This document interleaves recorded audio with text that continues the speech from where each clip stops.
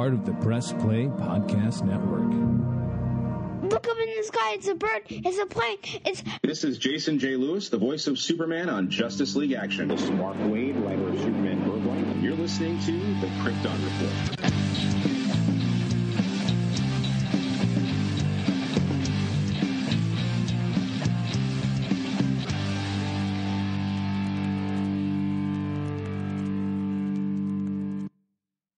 Hey, for the first part of this episode, everybody, we're going to hear our good pal Brian at Manchild of Steel's thoughts on the James Gunn slate.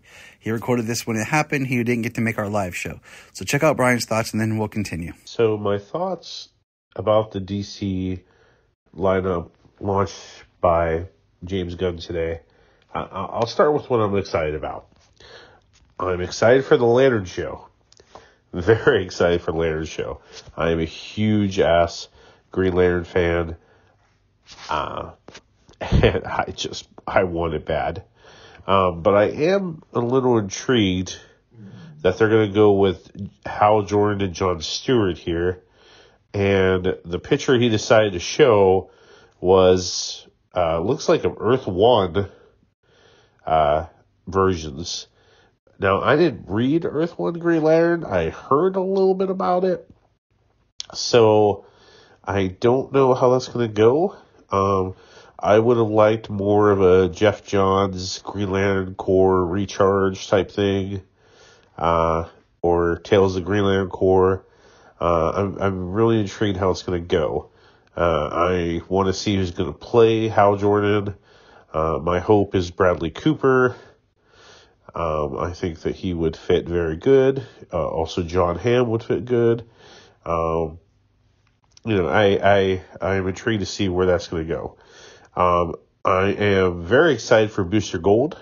Booster Gold is a character that I've grown to love, mostly reading the 52 series after Infinite Crisis.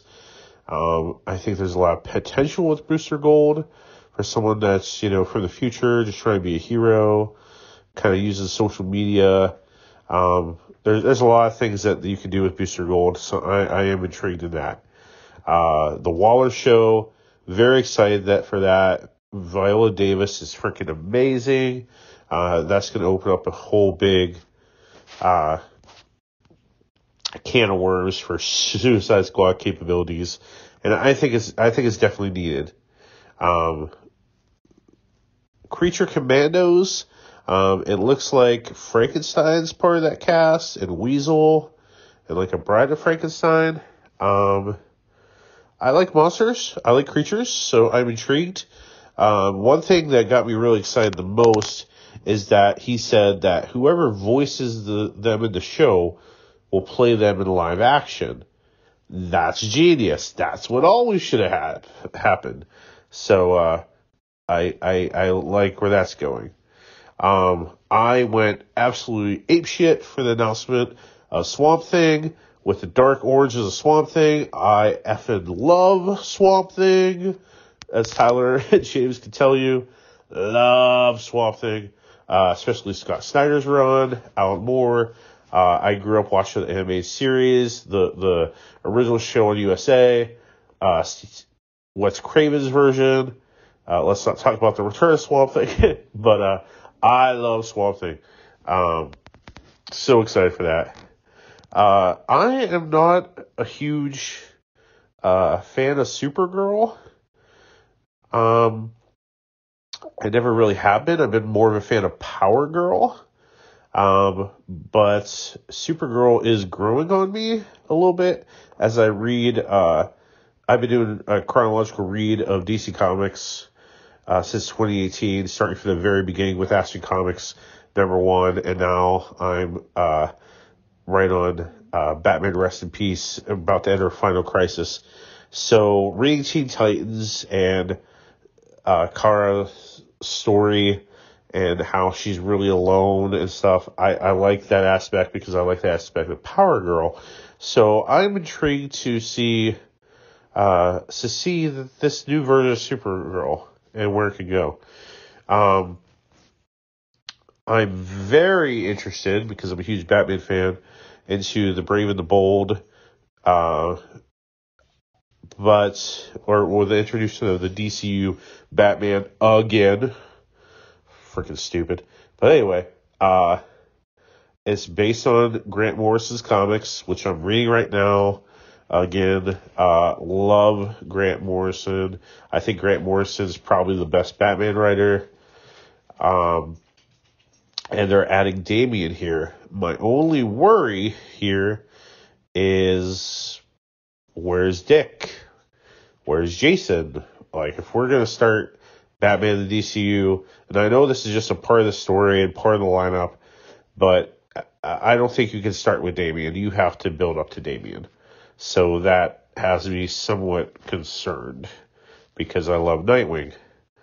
The Authority thing here, I don't really care for. It kind of looks like it's going to do, maybe has an Eternals thing.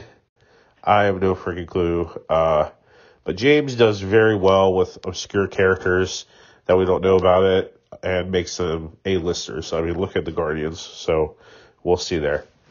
I'm very excited for Superman Legacy, considering that the picture is All-Star Superman.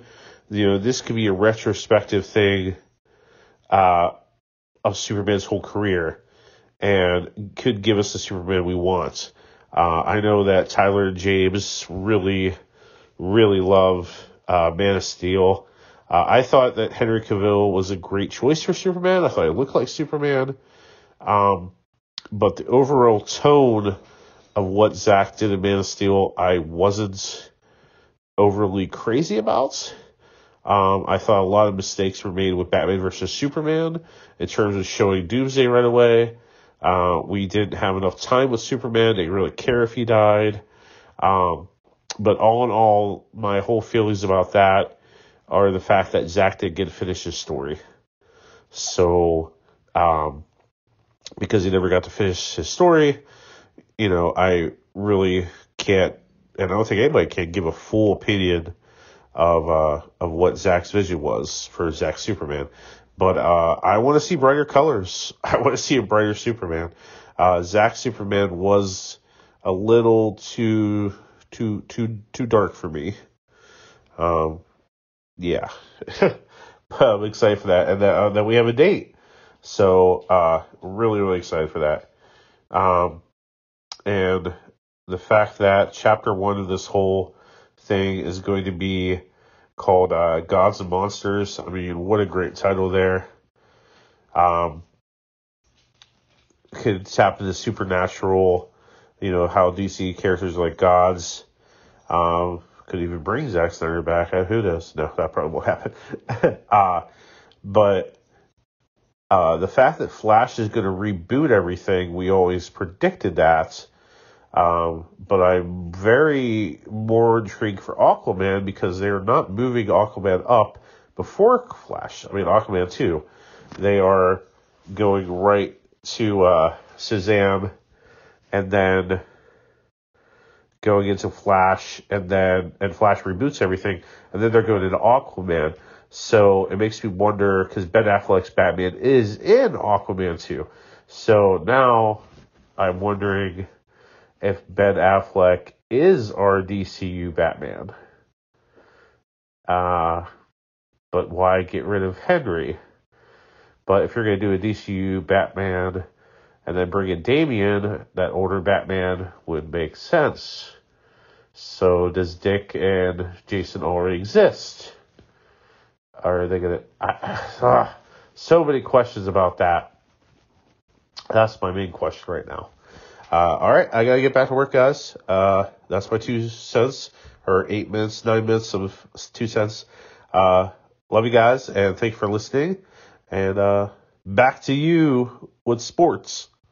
The opinions heard are Brian's alone. If you have any questions, check out Manchild of Steel on Twitter. Thank you. I want to say something about the announcement today. These were dope. I like the Superman one. I am excited about. Swamp Thing I'm excited about. the Supergirl one I'm excited about, and all the other ones that I'm excited about. Because I am so pumped up and excited. And I have a theory about the Superman one, about the villain being Brainiac, because it makes way sense. So, that's it. That's all I have to say. Bye. We're going to press pause and hear a few words from our other podcasts on Press Play Podcast Network. Hello, Brooks here with the Books with Brooks monthly book club podcast. Here's how Books with Brooks works. We read one book a month, and then we talk about it. Classics like Stephen King's The Shining, debut novels like We Are the Brennans by Tracy Lang, and tons of other compelling, life-changing stories, one book and 1 month at a time. So come read along with us, and then listen in. If you are like Tyler and James and can't get enough Super Talk, check out these other podcasts. Digging for Kryptonite, Supergirl Radio, The Last Sons of Krypton, the Superboy Legacy Podcast, All-Star Superfans, Superman the Animated Podcast, The Aspiring Kryptonians, Always Hold On to Smallville, The Geek of Steel, and Truth, Justice, and Hope. Remember to check out Krypton Report on all social media platforms. Go to linktree.com/Krypton Report. You find out all of our information. $1 a month. You'll get extra special content that you don't get on the main show, like movie commentaries and whatever else comes out of our mouths. So check it out, patreon.com/Krypton Report. This is Dan Jurgens, and if you want to have a good time, keep listening to the Krypton Report. Welcome to the Krypton Report podcast. I am your host, Tyler, the Superman of Blue, the Man of Tomorrow. And with me today, as always, is the Superman of Red.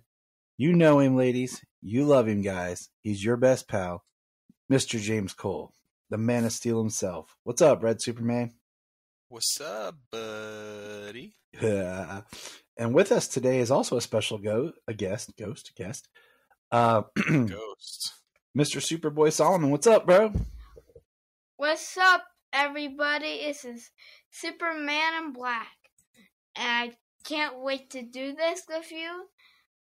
I just decided to do this with my dad and write this in my journal, which became a big fail. Yep. So, I'm just excited. I know, we are too. So today's episode, we're going to touch on the news, and then we're going to get into the last 2 episodes of Season 1 of Legion, and then a few other things like some comics and stuff. We're going to kind of do things a little bit backwards than we usually do. But news-wise, not really much, except the Penguin series will be released in 2024, and it should start filming here soon. And it's supposed to pick up about a week after The Batman ends and help segue us into The Batman Part 2. Okay. I'm looking forward to that. Yeah, so am I. People, going back to the whole Slate thing, that's one of those things that James Gunn didn't touch on, but we do know is happening. So there's still more stuff to come from the Slate. Yeah. Oh, yeah. I'm sure there's plenty of other projects that have been, shuffled around, moved around, things that were already going into production and stuff like that. It'll be interesting when we finally see the DCU, the DC Studios banner, as well as the DC Elseworlds banner that comes up in front of these things. And they both better have their own theme music. That's all I'm saying. And then the last note, which was announced the day after the Slate, which I'm kind of like, why didn't they announce it before? But Pennyworth has been canceled.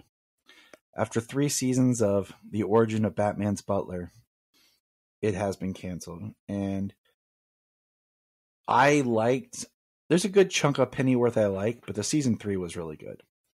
That was the best season. I just can't imagine. I couldn't think of where would Alfred Pennyworth end up. Yeah, I mean, I just can't. I can't fathom what would happen there. Yeah, but I'm gonna say this: season 3, the They did some world building and stuff in Pennyworth that really frustrates me because we didn't get to really see where it went. Because there's definitely two things that have happened that we need to expand on that they're going to leave us hanging on. So they better at least do a comic series to follow it up because I want to spoil it, but I don't want to spoil it. I know Pennyworth has a comic series. Yeah, but I need to pick up the threads for the end of the season. I don't know what the series is. I haven't read any of it, and we just started watching. I've seen most of season 1. I didn't get to finish it, and then I didn't see season 2. I didn't have Epix or anything. But now that it's on HBO, and we just started watching it, so I started from the beginning. So I look forward to finishing it. And I won't spoil anything. I'll just let James take the ride, everybody. Haha. So speaking of theme song, okay, I made my own theme song today. He did. Everybody. He busted out his guitar and was working on making a little bit of an arrangement. It was good. I was impressed. I was okay. Everything was okay. I mean, my dad took a video of it. Not a video on YouTube, guys. Like a video on your phone. Yeah. Like that kind of video. That's my boy. That's all I got to say. I know. Cool. Okay. So now we're going to talk about, we're finishing up The Legion. This is the series that we're doing. We're building up. Soon we'll be reviewing the Legion scene. And Solomon and I are sitting here wearing our Legion flight rings, aren't we, Solomon? Yeah. We both have our Legion rings. I have a question for all of you guys. Okay. What is your favorite Legion? Yeah, what's your favorite member of the Legion, James? You can't say Superman / Superboy. You can't do it. I know. That's what I said, and Solomon just kind of gave me a look. So. Oh, I mean, I'm trying to think from this show, some different ones. I'm going Bouncing Boy. He's dope. I was kind of leaning Bouncing Boy as well. He's really cool. He's really funny throughout the series, and then these last 2 episodes, because he was put in charge at the end of the last episode as the leader of the Legion. So he got to take the reins and call the shots. He did a really good job. Solomon, who do you say? I say Brainiac 5. Yep. Solomon. He is smart and he's not like Brainiac. I like him. I thought Sunboy was kind of cool looking. Man, you took our thunder, man. We were about to love on some Sunboy because me and Solomon were watching it, and it was like Sunboy. We're like, Sunboy? Where is this guy? Where did he come from? And then all of a sudden we're like, come on, Sunboy, what are you doing, man? Yeah. Because I had to keep explaining to Solomon, like, he's been watching the show with me, but like, I was like, yeah, Solomon, there's a lot of Legionnaires. There's also a girl that we got. Oh yeah, we'll talk about her. We got excited, but okay. So I made some notes real quick about the Legion show. And I don't know if we touched on this real quick. So before we dive in, just to kind of paint the tapestry of where DC cartoons were. Teen Titans, the original Teen Titans, ran from 03 to 06. Okay, it ended in 06. The Legion ran from 06 to 08. Crypto the Superdog was 05 to 06. The Batman was 2004 to 2008. That's long years. Batman the Brave and the Bold was 08 to 2011. Beware the Batman was 2011. Young Justice was 2010 to 2013. Then 19 to 22. Teen Titans Go was 2013. Green Lantern was 2011. So just thinking, like, the Legion happened during the time of the Batman. So that just kind of helps give you an idea where the state of DC cartoons are at the time. Which I was not born that time. I was born in 2015. You weren't born yet. Okay. Also some of my friends. It's all right. It's okay. So we are looking at season 1, episodes 12 and 13 Sundown Part 1 and Sundown Part 2. Now, a quick synopsis for Sundown Part 1. The Legion is put to the ultimate test when an ancient weapon known as a Sun Eater comes to life. The Legion mounts a heroic defense, but the Sun Eater proves too powerful. Now at full strength, the unstoppable Sun Eater sets its sight on Earth. Dum dum dum. So, let's get into it. I mean, if you eat the Earth's sun, the whole world's gonna die. Yeah. I told that to Solomon. I was like, Solomon, if our sun disappeared, we would all freeze and die. He's like, I was like, yeah, sun's pretty important. Happened pretty quick. I'm like, sun's pretty important, buddy. I think if our sun went out, I think we have like 7 minutes. And then we'd be completely dead. Oh, that's really fast. Because I think that's how much, if I remember, it takes about 7 minutes from the sun's light to get to us. So there would still be light coming after the sun was destroyed for about 7 minutes before. So the episode opens up with the Fatal Five. We see Bouncing Boy leading, and Brainiac 5 has some sweet armor on. Yeah, I know. And one by one, the Legion members are taking out. The Fatal Five bust into Bouncing Boy, and then all of a sudden we realize what is it, James? A Sun Eater? Oh, you mean the beginning? The Fatal Five? Yeah, it's a training scenario. Yeah. Yeah, the training scenario. I was like, wait, this has to be a training scenario. I know. I was like, dang, did we? My first thought was either we were going to jump back, and do one of those things where, like, after it would come on and then it would go back and tell us, like, this is what happened in the past, building up to it.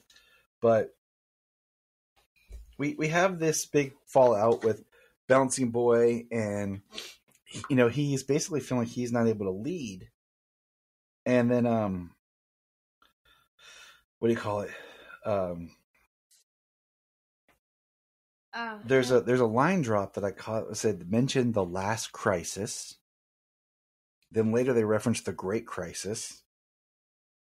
And we learned that Lightning Lad and Cosmic Boy both had failed the test like 9 and 11 times. And Bouncing Boy's taking it really hard that he's not able to lead the team through this scenario. And then Superman ends up putting on armor, and they go out because a Sun Eater emerges. And it's heading towards the red sun that they're near. Yeah, Superman has a armor that'll protect him from the red sun. But after we get but they go head to the Sun Eater, and Superman's armor gets destroyed. Yeah, Superman's armor gets destroyed. He's basically not able to do much. Is that when we meet? Well, what happens? We meet a lot of cloaked, like, robots, and I know Brainiac 5 keep taking them out. Yeah, Brainiac 5 is fighting these robots, and we get a really interesting thing where Brainiac 5 and Saturn Girl team up and create a Thoughtcast to try to interrupt the robots. And and then our new favorite Legion hero, which we need to get a toy of. Okay, we need an action figure, Sunboy. Sunboy shows up. Yes. And he distracts the Sun Eater. What? Alright. Hold up. Who is Sunboy, by the way? And this Legion, can I say, he's kind of crazy. Sunboy, Sunman, Sunlad. That's Solomon, Sunlad. Get out there. Sunlad. Yeah, get out there, Sunlad. Hey, get it? Sayla Sunny Gal. Nice. His name should be Sun. Who are you? So basically, we get this really cool scene because with Pharaoh Lad getting charged up by both Lightning Lad and Cosmic Boy, and he makes a powerful blast. And he actually misses the core control element from the controller, which is a person. Yeah, like a big electromagnetic blast. And the Sun Eater ends up eating the son of Cheyenne Prime, the Red Sun. And as soon as it eats the sun, it becomes more powerful and then basically disappears 6 light years away. Somehow. Right? It's got like fast speed or something like that? I mean, it was a pretty intense, packed episode. Excuse me. Sorry. Yeah, the what I thought was really cool is when they said like when it like engulfed the sun, when it ate the sun, how their solar system model broke down and all the orbits broke away. Yeah. And it showed how the planets started drifting. All the planets were gone. Yeah. And then I mean, so they do say that there was no that the solar system that they were in was uninhabited. Which is good. You know, yeah. It sucks for the planet, but well, then in the next episode, you know, the Sun Eater's heading towards Earth, towards our so sun. Sundown Part 2. With the Sun Eater on a direct course for Earth's sun, the Legion has no choice but to ask bitter enemies to help stop it.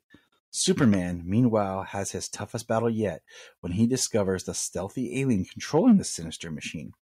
In the end, the Legion triumphs, but at terrible cost. Part 2, Sundown. All right, so this episode was really good. I I'd never seen it before. That's why we're doing this and everything. And Solomon was awesome watching it with him. But in the beginning, you see that they do release the Fatal 5, but then we get to meet our new favorite member of the Legion, Shrinking Violet. Which me and Dad were like, what is this person? We both were like, huh? But no, our biggest what the heck, who is this person, came a moment later when they were Bouncing Boys instructing everyone where they were going to get different parts for this machine they're going to make. And we meet Jonah, as in Jonah, Jonah. And me and Salma both were like, who's Jonah? When did I miss Jonah? Right. There were a lot of extra Legionnaires in these 2 episodes. They were just like, just put someone in the background with a costume. Do we need to give them a name? No, it's the Legion. Just call them Yaya, Go-Go. You know, give them crap names. It's the Legion. But Superman does destroy the controller, and he enters a huge battle. And he uses infrared vision. I thought that was pretty cool. And when he goes off on his own, Brainy says to Superman, if we don't stop this, here's a time bubble. It'll take you home. And I thought, setting it up, my thought was, it's going to end where something's going to happen and Superman's going to get sent back home without knowing what happens or something, but that's not what happened. No, that's not what happened. I thought something like that might happen too, like he gets booted out, like before they're going to lose or something, and then... But the end episode was what? Sad. It was sad. Do you want to tell about what happened? I forgot what his name is. Pharaoh Boy. Pharaoh. Or Pharaoh Lad, right? Yes, Pharaoh Lad. Pharaoh Lad. Was it Lad or Boy? See, that's Lad. Everybody's Lad or Boy, and it gets confusing. I think it was Lad. I think it was Pharaoh Lad. So. So tell him, Salmon. But Pharaoh Lad sees the Legion can't do this, but he can. So he goes out to outer space. He goes inside the Sun Eater and look at the robot. And he turns himself to metal, and the part that was damaged on the weapon that they built, they weren't connected, and he turned himself metal and connected and became the fuse, basically, the conductor, and the weapon went off, destroying the Sun Eater. Yep. Pharaoh Lad sacrificed himself. Which, here's something. Because that's what heroes do. Did Pharaoh Lad actually sacrifice himself? Or did he not? That's a good question, because we do get a shot at the end of the episode of like Pharaoh Lad's body, or like turned to stone or something on like an asteroid. We also get a really good shot of having a Pharaoh Lad statue in the Legion. Yeah. That's what I was wondering. I was like, are they like showing us his dead body? Or is this a tease that he possibly survived? I don't know. I mean, we don't know. We just have to wait and find out. I mean, it could be something really interesting. My favorite part is when Superman was fighting the Controller, and he just like starts beating him and rips all of his armor off, and then every time the Controller goes to escape, he uses his heat vision to blow it away. But then, like an idiot, the guy goes to jump through a portal. Superman grabs him, tells him if he comes back, he'll finish this, and then throws him through the portal. Why not just lock him in Legion jail, man? Right? Or just throw him out of space. So, Solomon's, his tapping into his anti-heroism over here. I'm sorry. I really like anti-heroes. Like Shadow or Red Hood. I like those anti-heroes. Those are my two favorite anti-heroes. But then my favorite part was the big part where we find out that the Shrinking Violet was actually hidden inside the bad guys. So when Shrinking Violet popped out of, I can never remember all the Fatal Five people's names, but basically they were trying to betray the Legion, double cross them, and we knew that Shrinking Violet disappeared for Phase 2, is what they told us, and she saved the day. What'd you think, James? I was wondering like how they stopped. Of course, it would have been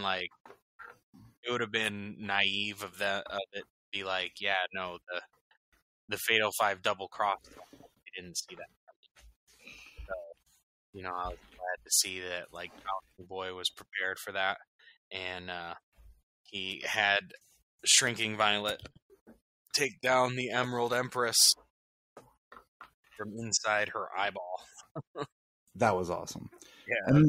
And then the last scene is Clark returning to Smallville for his new job, and he says Metropolis bound. So, because he's a young Superman. He's not technically Superboy right now, because legally he couldn't be Superboy. But that was season 1, man. I enjoyed it. What about you? Overall, Solomon? I did. Yeah, Solomon's really ready for season 2. He was asking if we could watch more, and I told him no. Because I didn't want to get too far ahead, because I'm actually really looking forward to season 2. Because I've seen nothing from season 2. Oh, me neither. I'm looking forward to seeing it as well. I'm looking forward to checking it out. I've seen that Superman suit, that older version, and I've been curious as to what that's all about. So, all right. Well, Solomon, hey buddy, thanks for joining us on this part of Krypton Report, man. So, Thank you guys a lot. Thank you guys a lot for letting me be on here. I want to be on here more. But... Yeah, of course, man. It's poor Solomon's bedtime. That's what happens when you're in 2nd grade. Yeah, it happens, buddy. No, it's good to have you on. So, all right, buddy, you head on up to bed, and we'll get you back soon. Okay, bye-bye, everybody. All right, that's Superboy Solomon signing off. So, a couple of quick things we want to talk about, like bringing back up. We touched on it quickly last time. Was the Funko Pops for the Flash movies were coming in March, but I don't think we mentioned the fact that the Funko Pop line will drop March 15th. And if you look at the Pop line, there is a General Zod and a Wonder Woman both for the Flash. Yes, sir. And the rumor is that Dark Flash is suit supposed to be made of Kryptonian material. Ooh, curious. Right, curious and curiouser, right? So I wanted to bring that back up. The other thing is, people are talking about the Slate, the Harley Quinn series. We don't know if it's going to keep going in animation. I kind of suspect it will, because it is animated and just be one of those Elseworld shows. Well, something I heard when they were talking about not only the video, but like the press junket, the news that came out of that, that Harley Quinn, the animated series, is supposed to continue. So I haven't seen it with my own eyes, but that is what I heard from somebody saying they were covering the press junket as well. The one they did the day before the video was released. Yeah. Yeah. It makes sense. So I just wanted to touch back on those because we hadn't mentioned them. But one comic that we did talk about that we both had read was Bane, One Bad Day, or Batman One Bad Day, Bane, however they phrase it. James, you want to talk to the boys and girls about that comic? So from what I could tell, like from the other ones, it doesn't seem like there's any specific like in continuity time. I mean, they reference events clearly, in time to time for these characters, but like the Bane book here, it's really interesting because it takes place like after Bane's retirement from crime.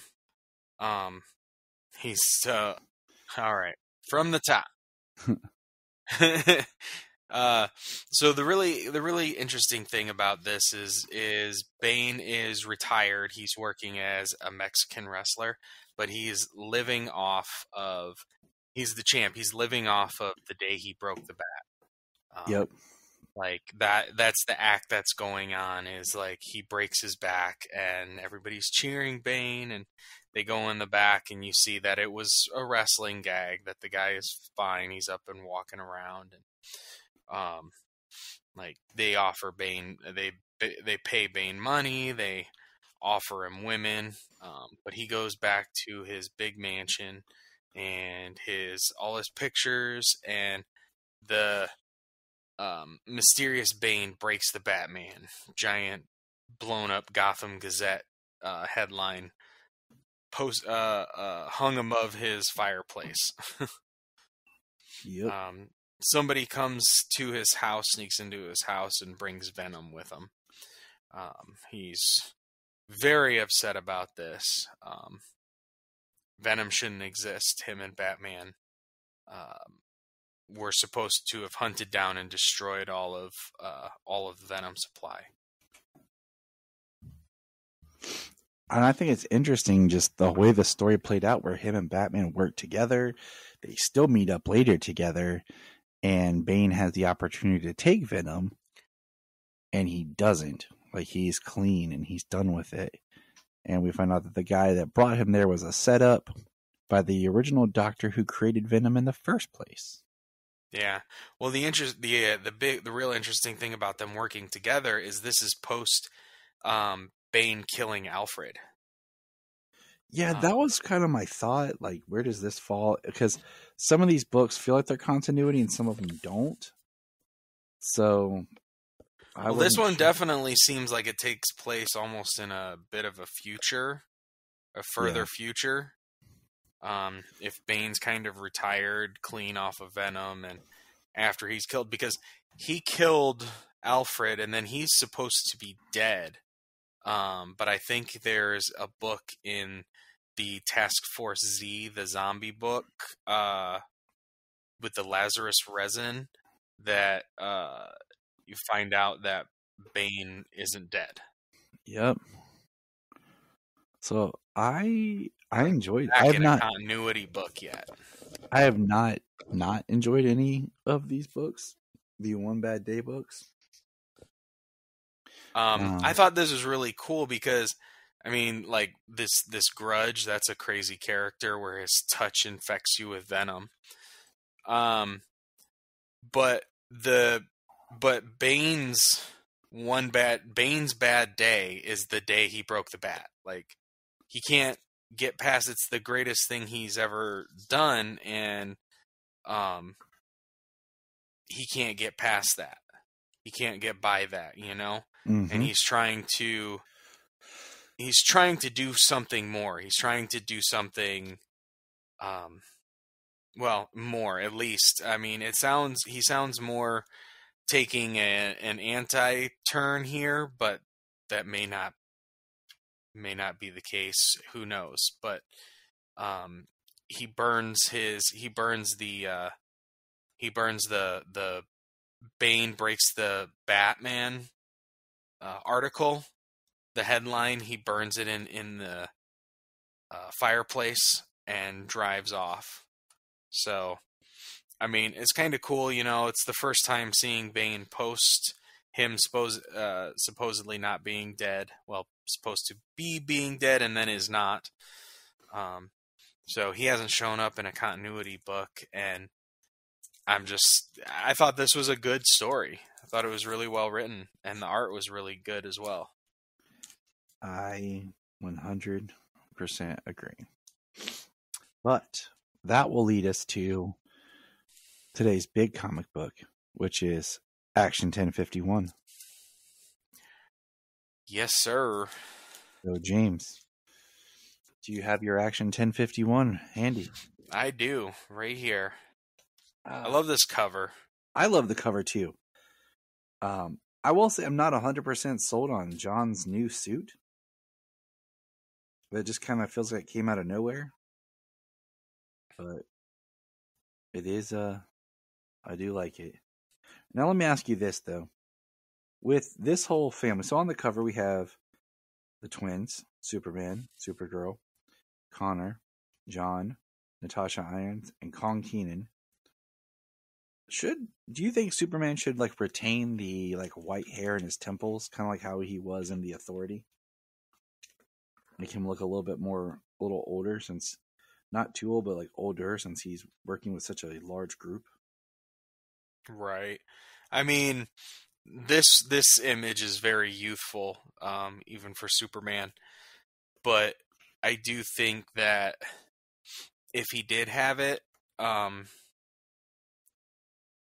did he have it he had some of it during the Warworld saga, didn't he? Because I know he did in The Authority.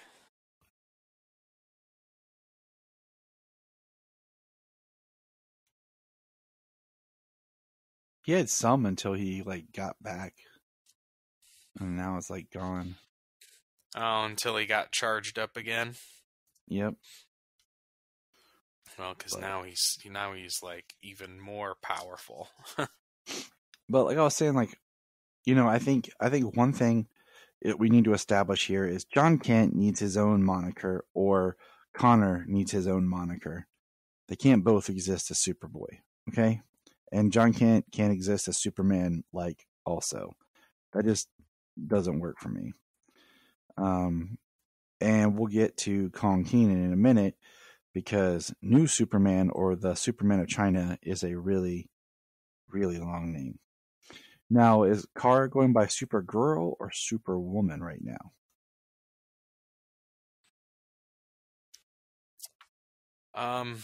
I haven't seen anything specific either way. Yeah, I just thought it was Supergirl, but I'd heard something, but I was just making sure. The twins are going to need some sort of name. And where is John Henry? Do you remember where John Henry is? Well, he's not on the cover, Right. but he is in the book. Right. So I'm just kind of like, what's up with him? But yeah, let's dig into the book, because the book starts with the entire super family, including John Henry. That's why I asked what's up with him. Saving, it's called Speeding Bullets Part 1. I think they could come up with a better title, but whatever. But we see that there's protesters and starts a riot, and the entire super family shows up to save the day. All of them but Crypto. He got left out. And we see that one of the people that's inciting everything is none other than our good friend, who, James? Metallo. John Corbin.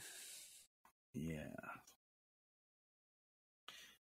And so then we're back at it gives us the address, 3822 West Main Metropolis, home of the Kents. And it looks like everybody's piled in, playing video games, playing games, period. And there's Crypto. See, he's there. He wasn't on the cover or in the rescue scene, but he's there. And I love this, that John goes to get Jenga to play with the twins, and opens and finds his dad his cape and shield with chains from Warworld. And I don't think we've ever seen Lois move that fast, considering she's the one without super speed. Right. I love the embarrassment. I mean, yeah, but I think it's hilarious at the same time. But this is an interesting dynamic where the Kents basically make a statement that Othere and Oslare, that they are basically adopting and welcoming them into the House of El. And, Natasha's the one that asked John if he's okay with everything. He said, they got the best parents in the whole world. He says, well, did your folks not tell you they were adopting those two? Well, they did, kind of, I guess. I didn't completely understand the situation. It's great, though. I'm really happy for them. I will never forgive Bendis for aging up John. I will argue that. I met two people in a comic shop in Pittsburgh over the weekend, and we all talked about how Bendis was horrible for aging up John. And Brian was like, I knew you were going to say that. I'm like, yeah, it's horrible. It is. I don't think it was necessary to rush to these stories for his character. Although they are really good, a lot of people have been writing John very well lately. But I don't think I would have appreciated him growing more alongside of Damian. Mm-hmm. I do think it's interesting that if you look at what they've done with everybody, nobody has a cape but Clark now. They're all wearing these like suit jackets and stuff. And we're at this basic Lex Luthor presenting something, and Metallo shows up. And they're going to this building that explodes. We get a great Clark Kent shirt rip. And everybody's taking care of the falling glass. And Connor disappears for a split second. And then we see Metallo holding Connor. So that was the first story in this multi-story issue. Yeah. I love that you got the whole super family doing everything. Well, I think it's kind of interesting, the fact that everyone has these new modernized costumes, except Clark has like the most traditional, what I used to always look like forever look. Right. Like he doesn't even have the cuffs on his suit anymore that they added. So I do think it's interesting that he really is back to just being status quo Superman, and everyone else has these new costumes. But this is part of the dawn of DC. Now, the second story is several years ago. It's called Home Again Part 1. written by our man Dan Jurgens. And this is back during the Superman, Lois and Clark run, where Superman is still in hiding with John being 8, and he's in the black suit, which I think is interesting because wasn't that retconned out?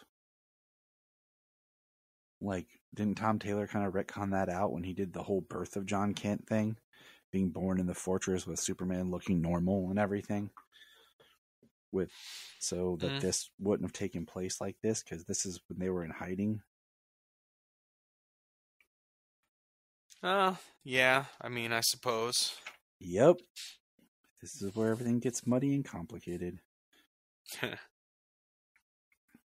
And basically, the premise of the story is they can't find the piece of Doombreaker, which still is not a great name. Yeah. And we find out that John has it, actually. And there's a ship that crashes, and John goes to investigate.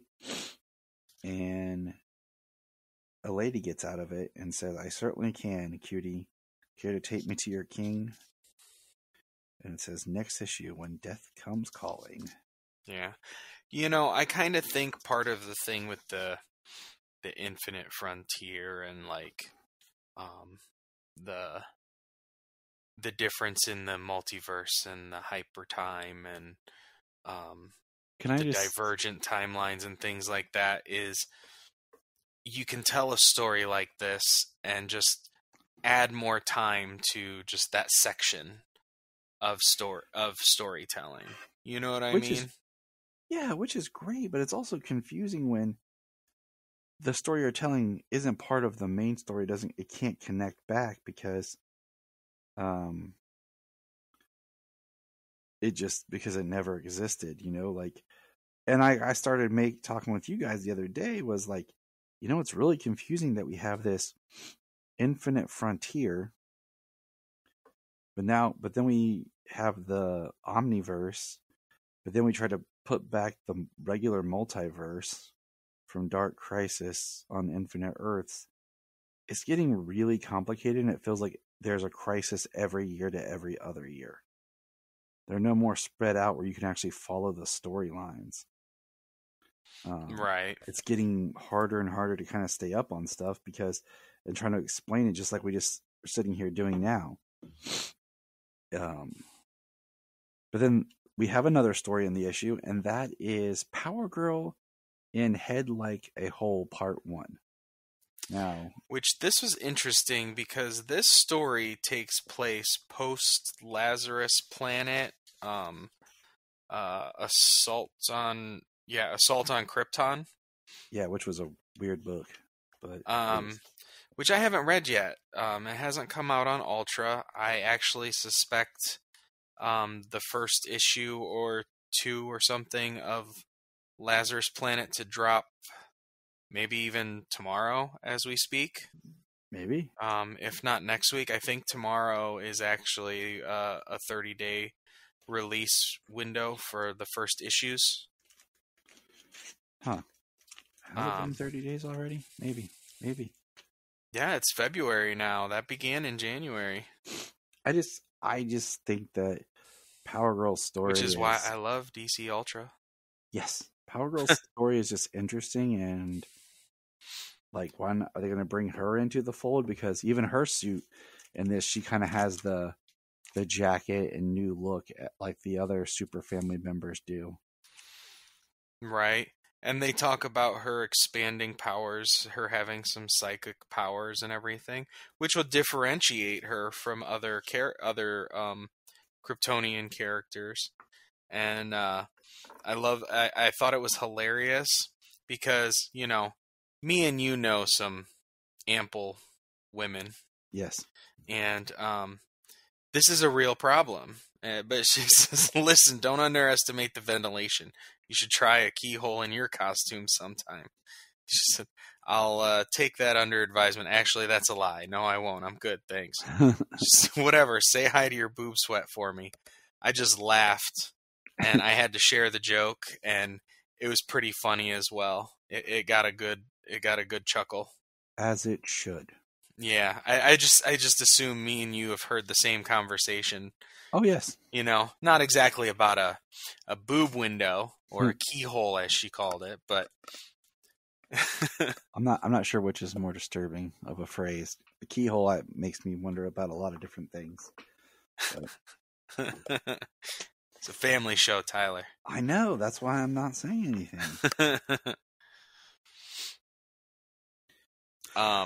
But I like that it's also a continuation from Dark Crisis, where Beast Boy got shot in the face, and right now he's having some psychological issues, and he's been a calf, like a small cow, and he's just remained this, and he hasn't talked or communicated with anybody. And Power Girl uses her newfound psychic abilities to enter his mind, fight the Red, and talk to Beast Boy and help debug the code, like genetic sequence or something in his blood or in his body. But she fixes him, and Garfield is back, and I'm sure he's gonna have some issues here moving forward. I mean, he just went through a tragic assault, you know? Yep. Getting shot in the face by Deathstroke and being in a coma, nearly dead. So it's going to be interesting to see where this action goes, but I'm digging. I like the 3 stories in one book with, characters that touch all facets of the Super family, which brings us to a member of the Super family we've never really talked about on this show. And maybe in the future we'll dive deeper, but this section is now called Who is the Superman of China? I just began reading about the Superman of China.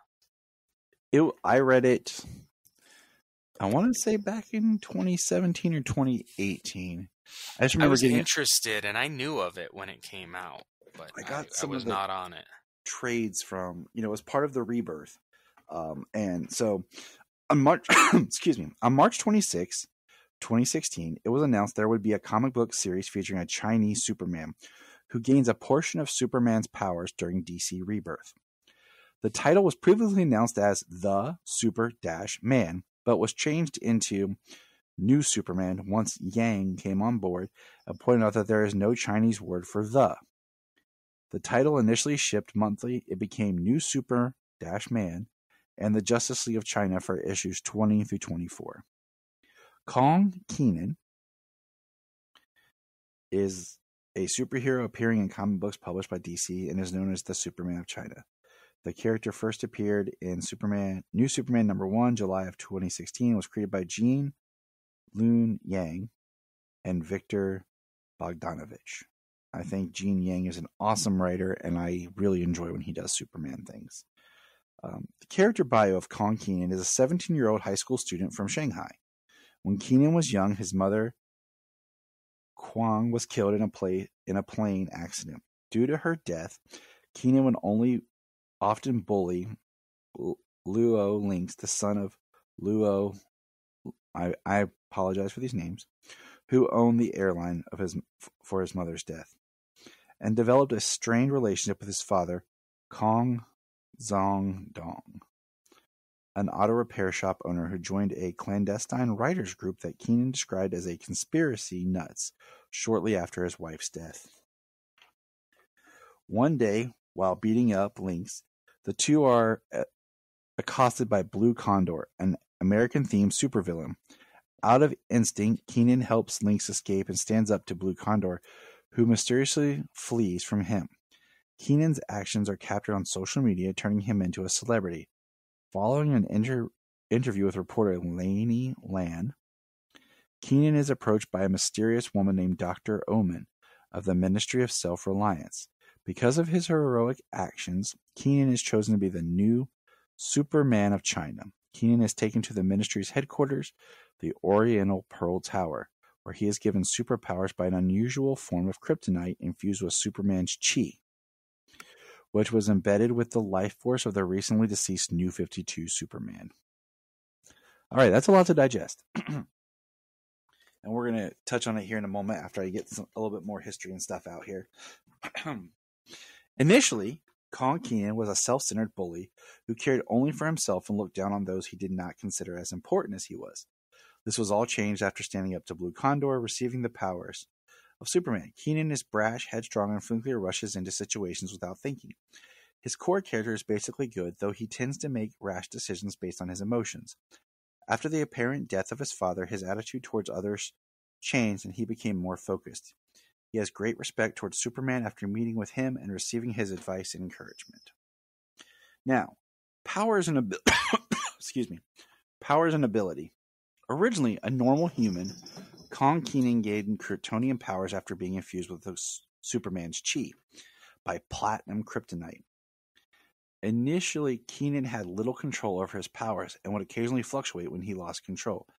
Under I Ching's tutelage, Kenan was able to organize his superpowers around the Baga, 8 trigrams used in Taoism that represent the fundamental principles of reality. By corresponding each power with a trigram and focusing his chi into specific parts of his body, which include, I'm not even going to pronounce the Chinese part, belly, invulnerability, fist, superhuman strength, ears, superhuman hearing, thighs, X-ray vision, feet, superhuman speed, eyes, heat vision, mouth, freeze breath, head, flight. At first, only being able to activate one power at a time, Kenan's synchronization with the mystical red jade dragon unlocks his full potential. And as my wife is instructing me, it is actually Taoism. And I apologize for mispronouncing it. Thank you, Jania. I'll probably get smacked for that later. This is why I read in my head, people. After I Ching bestows the mantle as the living personification of yin and yang upon him, Kenan gained magical abilities and resistance to magic, as well as the ability to enter separate yin or yang forms. In his yang form, Kenan glows in a pure white light that can be channeled into energy blast, and his Kryptonian powers become greatly enhanced. However, Kenan's personality becomes arrogant and violent in this form. In his yin form, Kenan glows in a black, shadowy substance and gains a ghost-like form that makes him intangible and can fire electric-like blasts from his fingers. Much like his yang form, Kenan's yin form changes his personality to be detached and lethargic. Kenan's yin form also allows him to travel to the realm of ghosts, but at a heavy price. Much like Superman and other Kryptonians, Kenan becomes weakened when exposed to kryptonite. Okay, that's my quick breakdown. My thoughts on the Superman of China is I love the character. I really enjoyed his character. I love the background and everything that they really do into him. But what I didn't like was, in a way, I feel like they shortchange him by just calling him New Superman or the Superman of China. Like, I really feel like he has enough. He is his own character. You could almost take out the Kryptonian aspect, and I think he would be a much more powerful, stronger character. Because I really think I would like to see him get his own title again. So it really was a great story. Like I say, Yang writes great Superman stories, and this was an amazing read that I highly recommend it to anybody. I think I even mentioned it back when I originally read it, that I recommended it. But I just feel like he gets shortchanged by kind of being tied to Superman and not really allowing him to be his own character. Yeah, I mean, I suppose that is a possibility. I hadn't even gotten to the point, like, I didn't see how his powers, like, I haven't gotten to platinum kryptonite. I haven't gotten to, like, how he's able to focus the chi into different aspects and You'll use get the there. powers like that. No, We're I not. thought it was really cool to hear about that. So, because I've been wondering as to like why did he have powers? Why doesn't he have powers now? Why do they keep fluctuating the way they do? I left a lot out too. I'll just, and just think about what I'm saying about how I feel like he got shortchanged and how great of a character he can to stand on his own as you continually read the book. Well, heck, you really haven't even seen too much of him since his book. Right. That's what I'm saying. He needs his own book back. So just for the fact that he's even showing up with the Super Family currently is kind of cool. Because what's the Flash of China? The Flash of China pops up a couple times in regular Flash. But other than that, like, I don't think any of the other, I don't think the Batman appears or anything. So the Batman of China. But anyways, I've seen the Batman of China and the Wonder Woman of China. Yeah, she appeared, but I can't remember where all they've appeared at. But it's a really good book. That's all I'm gonna say. But that was kind of our quick history lesson of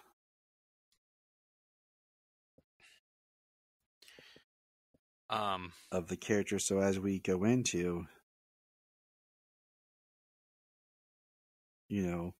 this whole Super Family book, we'll have a better idea of who she is. Yeah, because currently they've got the Lazarus Planet and the Dawn of DC going on, and they've got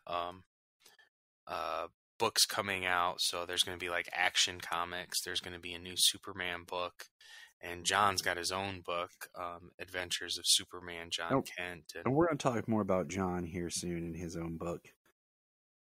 Yeah, we're just there's some news that came out today. Yeah, and Tom Taylor. I was like, "Ooh, look at that!" Yeah, and I want to dissect that a little bit more once that book actually comes out. But yeah, that's what we have here for this episode. It's kind of a roller coaster episode, just because of some technical issues. But thanks everybody for hanging in there with us, and remember. Look up in the sky. We just want to say, if you've enjoyed this podcast, please check out other podcasts on the Press Play Podcast Network.